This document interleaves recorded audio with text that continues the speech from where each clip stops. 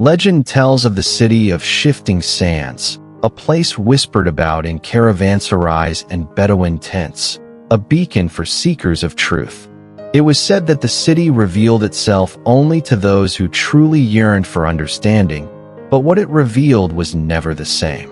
To Alaric the cartographer, a man of maps and measures, the city appeared as a marvel of precise geometry, its walls aligned with the cardinal points, its towers marking celestial events. He meticulously charted its streets, its buildings, its fortifications, convinced he was capturing an objective reality, a fixed truth that could be recorded and shared. His maps were masterpieces of detail, yet when others tried to follow them, they often found the city had subtly altered or vanished altogether, leaving only Alaric's confident lines on parchment. To Soraya the poet, a woman whose heart resonated with the desert's subtle moods, the city was a place of ever-changing light and shadow, its forms fluid, its colors shifting with the emotions of the observer. She wrote verses of its ephemeral beauty, its dreamlike quality, capturing a relative truth, a truth experienced through the prism of her own soul. Her poems moved many, yet each listener pictured a different city, a different truth reflected in Soraya's words. To Idris the Elder, a Stoic philosopher who had spent a lifetime observing the desert's harsh verities, the city was neither fixed nor entirely fluid. He saw that the sands themselves were real, the sun's heat was undeniable, the thirst was an objective torment. Yet, he also saw how the wind, the light, and the observer's own state of mind could shape the perception of what lay before them. He taught that the city was a test, to discern what was constant from what was contingent, what was shared from what was solely personal. One scorching noon, Alaric, Soraya, and Idris found themselves together before a shimmering gate that none had seen before. It was carved with a single inscription: "The truth you seek is both the landscape and the lens." Alaric looked at the gate and saw a solid, measurable stone. Soraya saw a portal shimmering with untold stories. Idris saw a threshold, a point of passage between different ways of seeing. As they debated what the inscription meant, a desert hermit, cloaked in sun-bleached rags, approached them. He had been watching from the shade of a dune. "You each seek the truth of the city," he said, his voice dry as the desert wind. "Alaric, you seek a truth that stands apart from you, a mountain to be mapped. Soraya, you seek a truth that flows through you, a river to be sung. Idris, you seek to distinguish the river from its bed." He gestured to the shifting cityscape beyond the gate. The city of shifting sands does not offer one truth, but many reflections of a greater, perhaps ungraspable, whole. Its objective stones are real, yes, but the light in which you see them, the angle of your gaze, the stories you carry in your heart, these are the lenses that shape your relative experience of those stones. The inscription does not ask you to choose. It asks you to understand the interplay. The hermit's words, like the desert wind, stir the sands of our own understanding. The parable of the shifting city, with its elusive nature, mirrors humanity's age-old quest to grasp the essence of truth itself. It's a question that stands at the very foundation of our philosophies, our sciences, our spiritual paths, and our everyday lives. What is truth? Is it something solid, singular, and objective, existing independently of our minds, waiting to be discovered like Alaric's perfectly mapped city? Or is it more like Soraya's poetic visions, a relative phenomenon, shaped by individual perspectives, cultural contexts, and the very language we use to describe it? Or, as Idris intuited, is it a complex interplay of both? This is not merely a philosophical game of words. The way we answer this question, or even the way we approach it, has profound implications. If truth is purely objective, then there are right and wrong answers, facts to be learned, and a universal standard against which all claims can be measured. This can lead to certainty, but also to dogmatism and conflict when different, objective truths collide. If truth is purely relative, then each perspective holds its own validity. This can foster tolerance and an appreciation for diversity, but it can also lead to a world where anything goes, where shared understanding becomes impossible, and where we lose any firm ground for ethical judgment or collective action. How can we speak of justice or scientific progress, or even simple communication, if there is no common reference point? Our lives are a constant navigation of truth claims. We assess the truth of news reports, scientific findings, historical accounts, the words of loved ones, and our own inner experiences. Understanding the nature of truth, its potential objectivity, its undeniable relativity, and the dynamic dance between them, is crucial for navigating this complex world with wisdom, discernment, and compassion.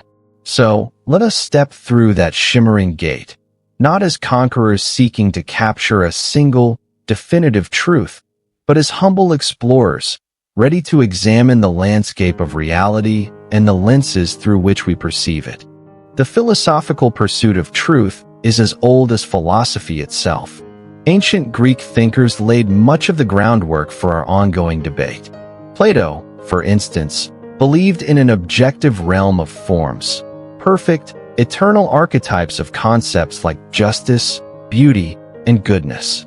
For him, the truths we encounter in our everyday world were mere shadows, imperfect reflections of these higher, transcendent truths. True knowledge involved apprehending these forms through reason. Aristotle, Plato's student, while also believing in objective truth, grounded it more firmly in the empirical world. He developed formal logic as a tool for arriving at true conclusions based on true premises, emphasizing observation and categorization. For Aristotle, truth often involved a correspondence between our statements or thoughts and the way things actually are in the world.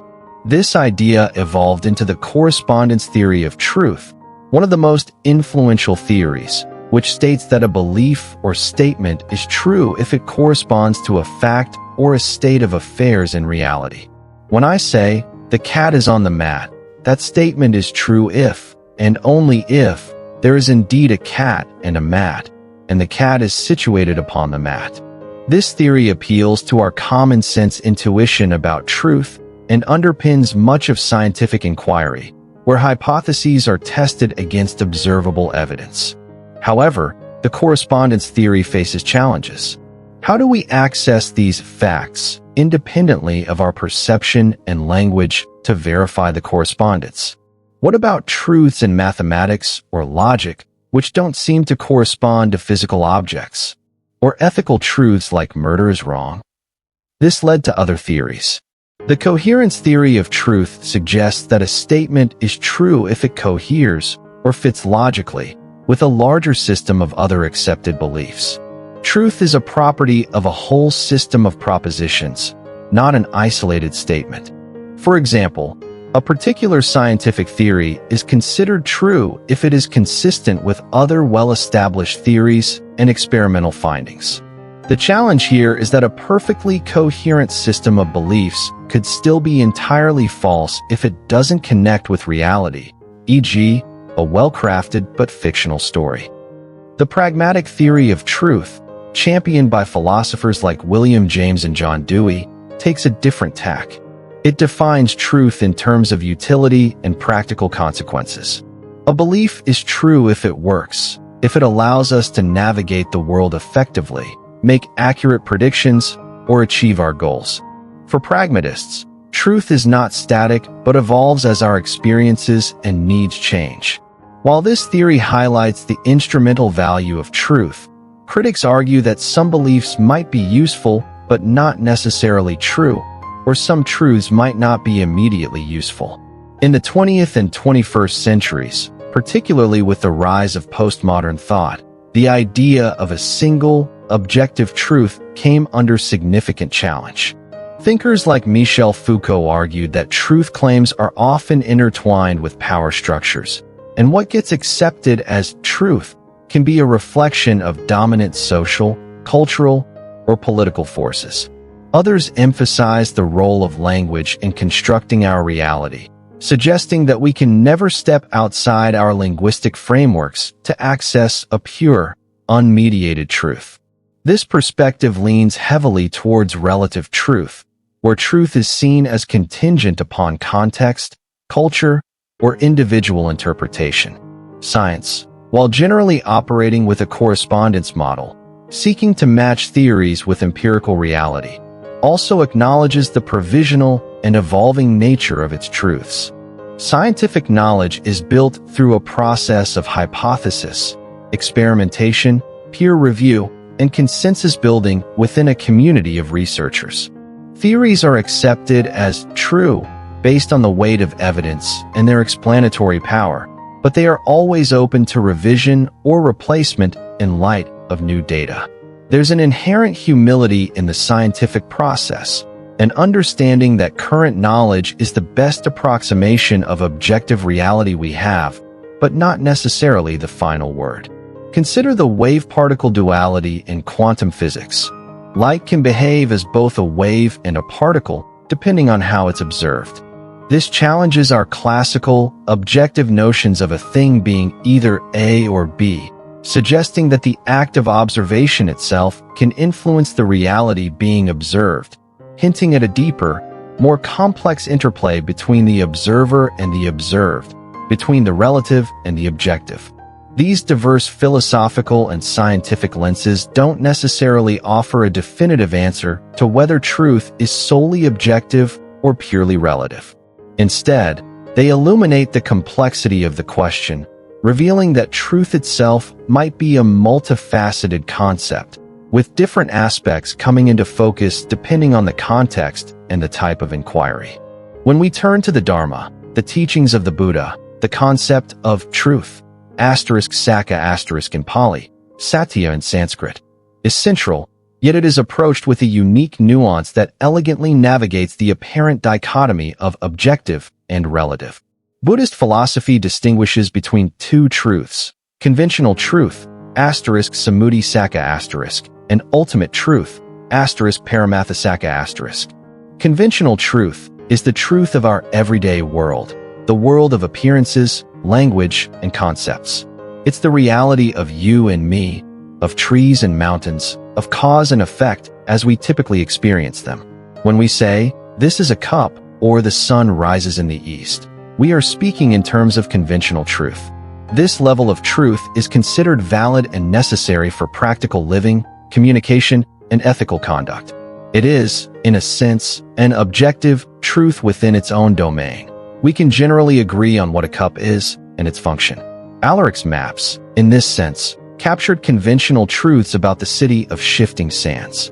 However, from the perspective of ultimate truth, all these conventionally real phenomena are understood to be impermanent, and nika*, inherently unsatisfactory or incapable of providing lasting fulfillment, *dukkha*, and empty of any fixed, independent, or intrinsic self or essence, *anata*.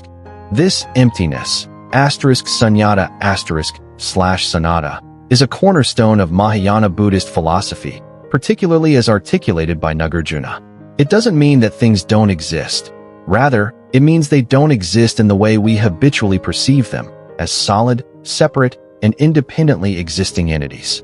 Instead, all phenomena, when examined deeply, are found to be dependently arisen, *pikasamupta*, /pradityasamutpada. They come into being through a complex web of causes and conditions, and they exist in constant relation to everything else. A flower, for example, is not just a flower by itself. It is a temporary manifestation of sunlight, rain, earth, air, seed, and countless other interconnected conditions. Remove these conditions, and the flower ceases to be. Its flowerness is not an intrinsic, independent property, but a relative, conditioned reality. Ultimate truth, then, is the direct realization of this profound interconnectedness, this emptiness of inherent existence. It's not a denial of conventional reality, but a deeper understanding of its nature. It's seeing that while the cup is conventionally real and useful, It is ultimately a temporary collection of dependently arisen elements, without a fixed, abiding cupness. This distinction is crucial. Clinging to conventional realities as if they were ultimate, permanent, and inherently real is seen as a primary source of suffering. When we mistake the map for the territory or the dream for waking reality, we create expectations and attachments that inevitably lead to disappointment when things change, as they always do. How does this relate to objective versus relative truth? Conventional truth has a kind of intersubjective objectivity. It's what we, as beings with similar sensory and cognitive faculties, can generally agree upon. But it is also relative to our human perspective, our conceptual frameworks, and our linguistic conventions.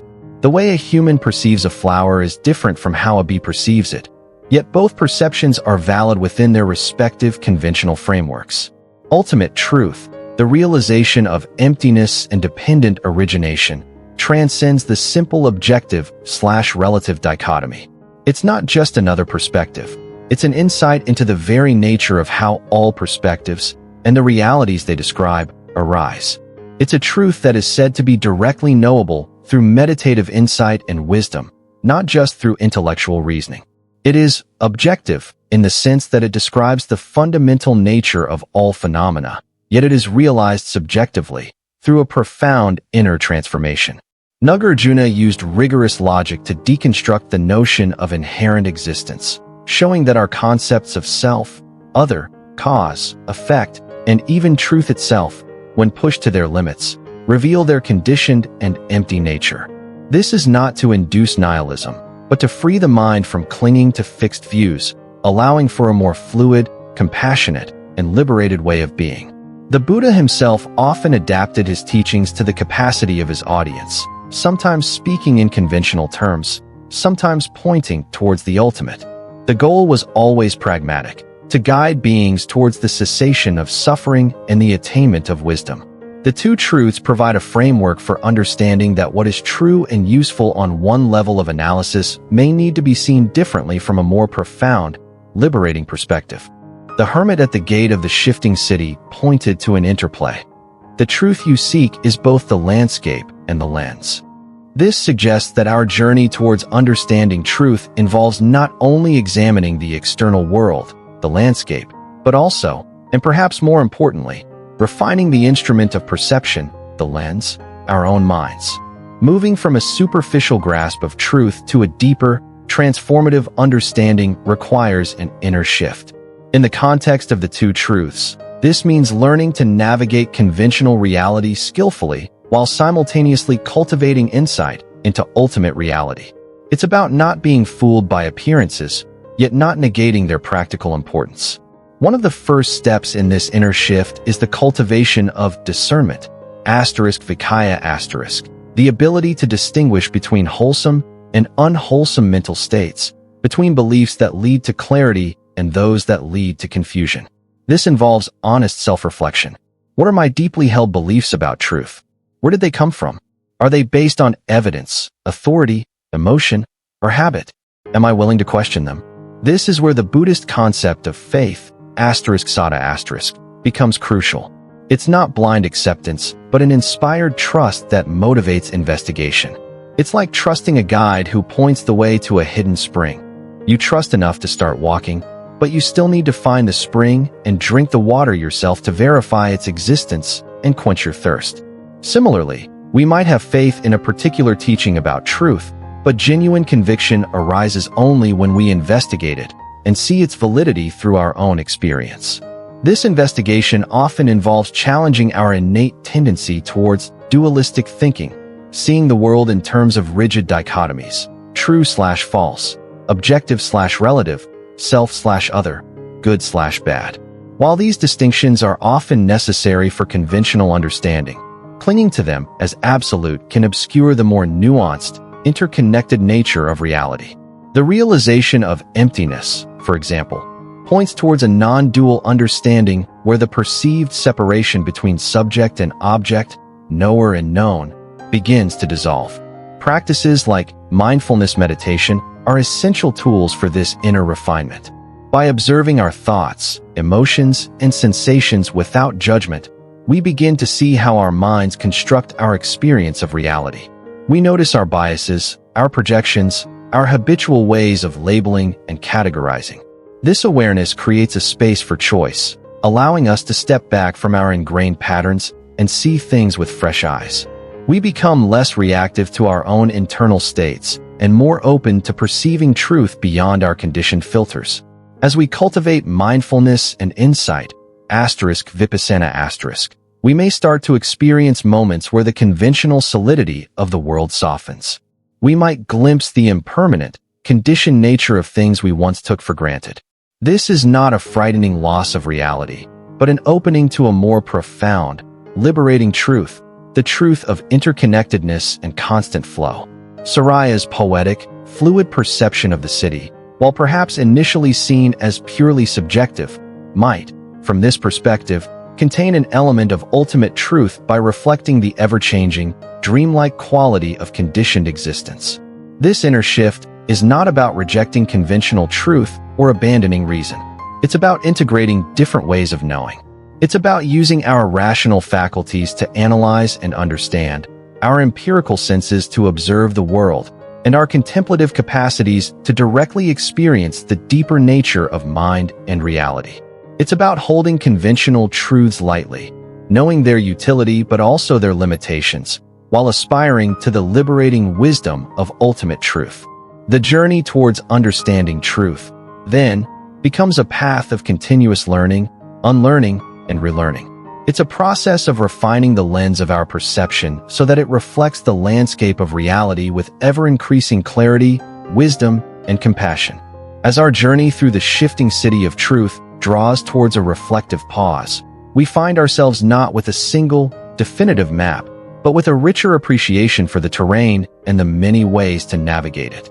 The echo that returns from the heart of this inquiry is not a simple answer, but a series of resonant questions that invite ongoing contemplation.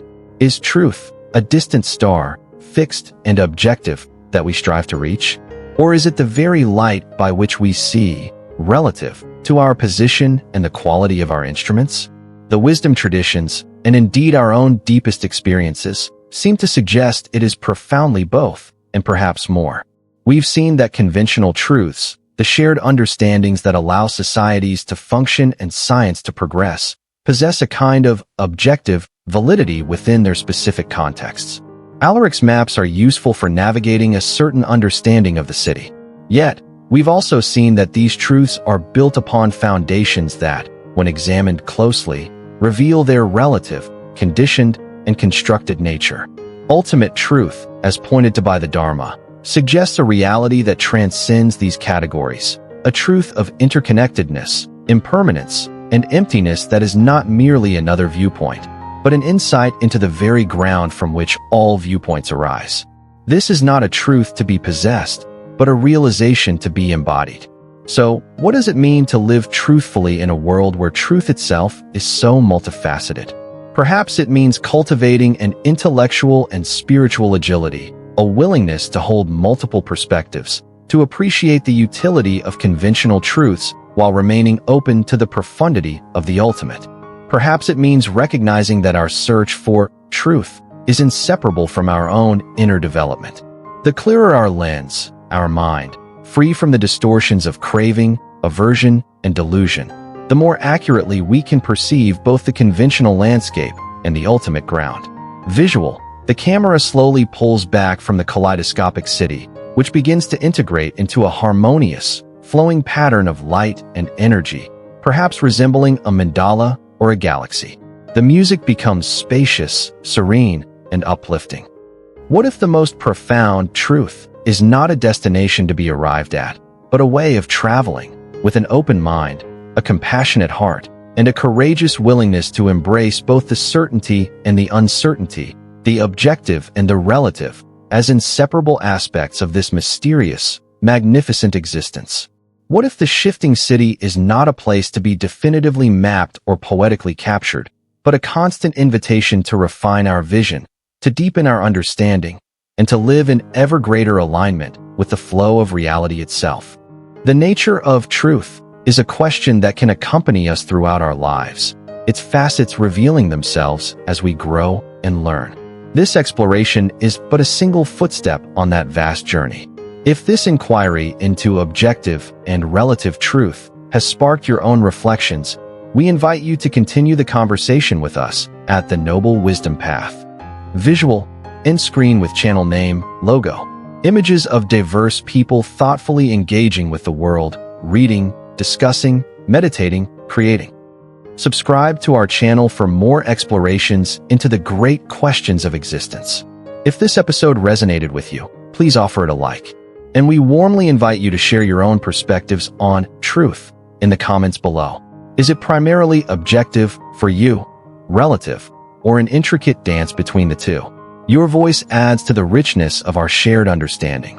May your path be illuminated by wisdom, guided by compassion, and may you find your own authentic way to live in harmony with truth.